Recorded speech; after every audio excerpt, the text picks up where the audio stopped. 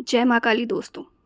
2025 एक ऐसा साल जिसने हमारी ज़िंदगी को धीरे धीरे नहीं बल्कि एक झटके में बदल दिया। कुछ बदलाव इतने बड़े थे कि हमने कभी सोचा ही नहीं था कि ऐसा भी हो सकता है। किसी की नौकरी चली गई, किसी ने अपनी नौकरी खुद ही छोड़ दी, किसी का घर बदला, किसी की जगह बदली, किसी की पूरी पहचान ही बदल गई। और सबसे अजीब बात ये थी कि हम तैयार ही नहीं थे, लेकिन फिर भी चाहे हमने चाहा या हमने नहीं चाहा, वो सब कुछ हुआ जिसे होना ही था। हम अक्सर सोचते हैं ना कि माँ काली का न्याय सिर्फ रिश्तों में दिखाई देता है, लेकिन 2025 ने सिखाया कि उनका न्याय हमारी पूरी ज़िंदगी की रचना पर होता है।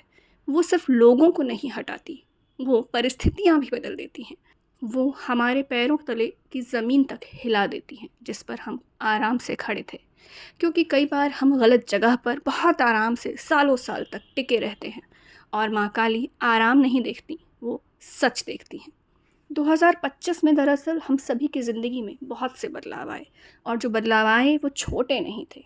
वो ऐसे बदलाव थे जो हमें बहुत ज़्यादा मजबूर कर गए, रुक कर सोचने के लिए।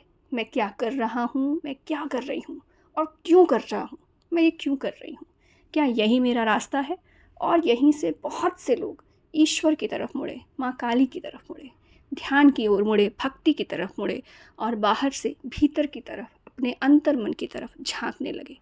क्योंकि जब हम बाहर सब कुछ देखते हैं कि हमारे नियंत्रण से बाहर की तरफ जाता जा रहा है, जाता जा रहा है, तब इंसान किसी ऐसी ऊंची शक्ति को ढूंढता है जो उसको इस बदलाव के बारे में कुछ बता पाए, उसे रास्ता दिखा पाए। और बहुतों के लिए वो शक्ति बनी हमारी प्यारी माँ काली। हम सब जानते हैं कि 2025 का जो योग है वो 9 बनता है, यानी कि 9 नंबर। और 9 नंबर दिखाता है समापन को, समाप्ति को। 9 नंबर है त्याग का अंक, और 9 नंबर देवी माँ का भी अंक है। इसलिए ये साल कुछ नया देने से पहले बहुत कुछ ले गया, क्योंकि 9 दिखाता है पूर्णता को, कंप्लीशन को। और जो ले गया, ज़रूरी बिल्कुल भी नहीं कि वो बुरा था और इसलिए हमारी ज़िंदगी से चला गया, लेकिन चला तो ज़रूर गया। लेकिन अब जब वो हमारे साथ नहीं है, तो हमारे आगे के रास्ते के लिए वो हमारा हिस्सा ही नहीं था। शायद उसका और हमारा सफ़र अब तक बस यहीं तक का था। कुछ लोगों ने अपने बहुत बहुत करीबी लोगों को खोया, कुछ ने वो घर छोड़ा जिसे उन्होंने अपना सब कुछ मान रखा था, कुछ ने वो पहचान छोड़ी जिस पर उन्हें कभी बहुत ज़्यादा गर्व था। और सबसे कठिन बात ये थी कि हर नुकसान का कोई स्पष्ट कारण था ही नहीं, ना ही कोई जवाब था, ना कोई दोषी था, और ना ही कोई गलत था। बस कुछ चीज़ें, कुछ रिश्ते, कुछ लोग, कुछ ऐसी बातें थीं जिनका समय पूरा हो गया था, और इसीलिए वो रिश्ते, वो बातें, वो लोग अपना समय पूरा होने के बाद हमें छोड़ गए। माँ काली हमें उत्तर नहीं देती, वो हमें ये नहीं बताती कि वो कोई भी काम हमारी ज़िंदगी में क्यों कर रही हैं, लेकिन कहीं ना कहीं वो हमें उस उत्तर के बिना ही, उन लोगों, उन रिश्तों, उन चीज़ों, उन परिस्थितियों के बिना जीना सिखा देती हैं। 2025 ने बहुत से लोगों को उनके ज़िंदगी के उद्देश्य, यानी कि उनकी ज़िंदगी के मकसद की तरफ धकेला। कई लोग सालों से अपनी ज़िंदगी का उद्देश्य, यानी कि अपनी ज़िंदगी का पर्पस ढूंढ रहे थे, और जब ज़िंदगी ने सब कुछ छीन लिया, तब ये सवाल उठा कि अब मैं अपनी ऊर्जा, अपना ध्यान कहाँ लगाऊं।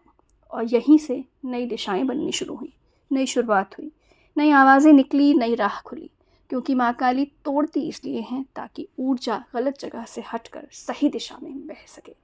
अब चूँकि हम सभी 2025 के समापन के बाद 2026 की तरफ बढ़ रहे हैं, तो हम वो लोग नहीं हैं जो हम 2025 में थे।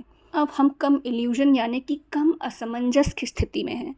हमारी एक्सपेक्टेशंस भी पहले से कम हो चुकी हैं, और हम ज़िंदगी को ज़्यादा सच्चाई से, ज़्यादा करीब से जानने लगे हैं। क्योंकि अब हमें पता है कि स्थिर तो कुछ भी नहीं है, और यही ज्ञान माँ काली द्वारा जो हमें दिया जा रहा है, ये हमें समझाता है, ना कि डराता है।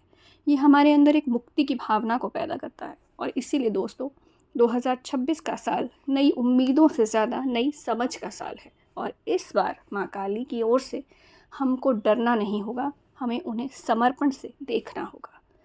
तो अब माँ काली हमसे क्या चाहती हैं कि हम क्या करें? अब हमें क्या चाहिए कि जो चला गया हम उसे रोके नहीं, क्योंकि हम चाहकर भी उसे रोक नहीं सकते। जो बदल गया हम उसे नकारें नहीं, क्योंकि हम इस बदलाव को भी रोक ही नहीं सकते। और जो हम बन गए हैं, इस पूरे साल के दौरान जो हम बन चुके हैं, उसे हम स्वीकार करें। माँ काली से सिर्फ सवाल मत पूछिए कि वो जो भी कर रही हैं क्यों कर रही हैं, चाहे हमें अच्छा लगे या ख़राब, लेकिन उनके द्वारा किए गए हर निर्णय को हमें अपने सिर माथे पर लेना होगा और अपने जीवन की बागडोर को उन पर पूरी तरह छोड़ देना होगा, क्योंकि जब आप छोड़ते हैं ना, तभी वो संभालती हैं। अगर 2025 ने आपकी ज़िंदगी को भी हिला दिया, अगर आप भी कुछ खोकर बदले हैं, संभलने का प्रयास कर रहे हैं, तो समझ लीजिए माँ काली आपकी ज़िंदगी में प्रवेश कर चुकी हैं।